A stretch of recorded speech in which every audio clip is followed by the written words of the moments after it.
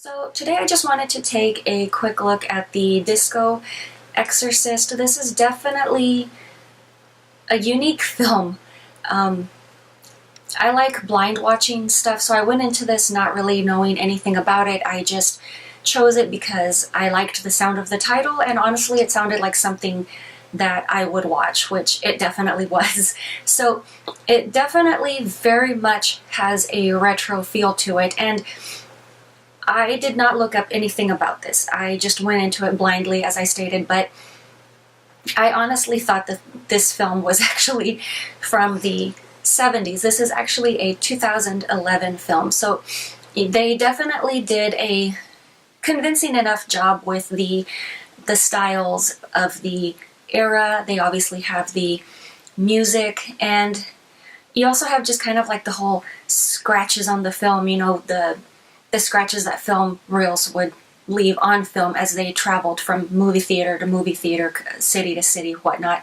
So they definitely went out of their way for authenticity, and some of the scenes actually were shot on Super 8 film, so it's not entirely digital, which definitely did add to that authentic feel, but I will definitely commend them for that.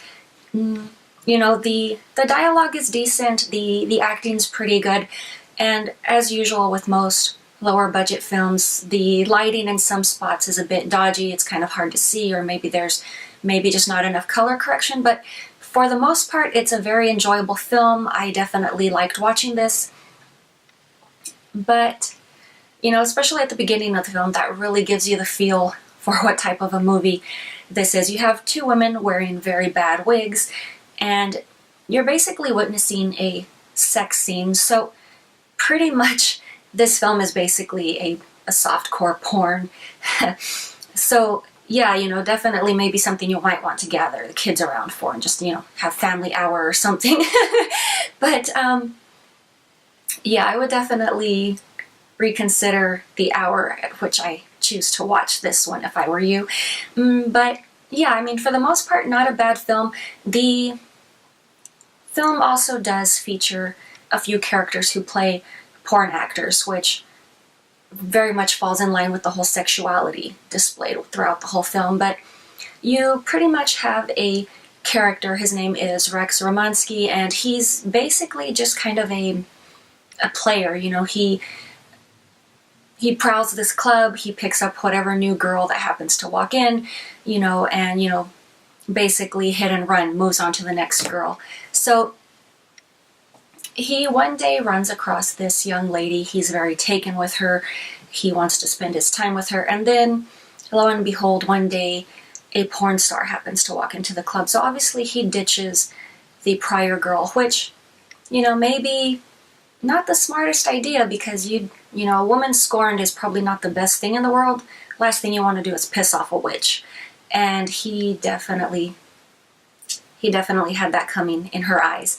So she basically puts a hex on them, and sorry, and the new girl basically winds up becoming possessed. So of course that doesn't stop them from going at it from time to time.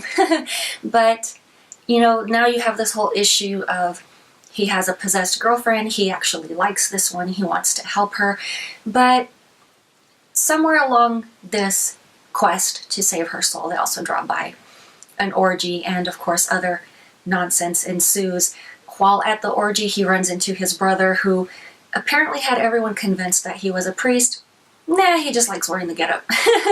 So it's definitely, it has horror elements, it's definitely comedic at times, so you have a fair mix. The movie doesn't play entirely straight, but it's definitely a fun watch. And as I've said, it's basically a low-budget film or an independent film, so just the way that the film plays, I would recommend not going into it with high expectations, because obviously this is not a major theatrical release, but definitely still very enjoyable if you're willing to accept the film for what it is. So you've also got a variety of just very cheesy effects and whatnot, and apparently the janitor of this disco club that they all happen to hang out at is an exorcist. Of course, during the ceremony, I guess you could say, he is not able to complete the task. So, of course, the boyfriend, Romansky, finds a pamphlet on voodoo, and he basically just starts reading the pamphlet. No Bible passages, any of that, stiff upper collar stuff, basically, basically just kind of reads this Easy Guide User's Handbook, and boom, she is cured. But, it's definitely a fun watch, as I said, and they do kind of leave it open-ended. I really do not know if they actually intended to come back with a sequel, or, if they just did that for effect. But yes, definitely a fun watch. Not a bad film all in all, like I said, if you don't have high expectations. I'd say it's maybe a little bit more than a time killer film, not something I would necessarily rewatch, but it's definitely enjoyable for what it is. But that is pretty much all I have for you guys today, and I will talk to you later.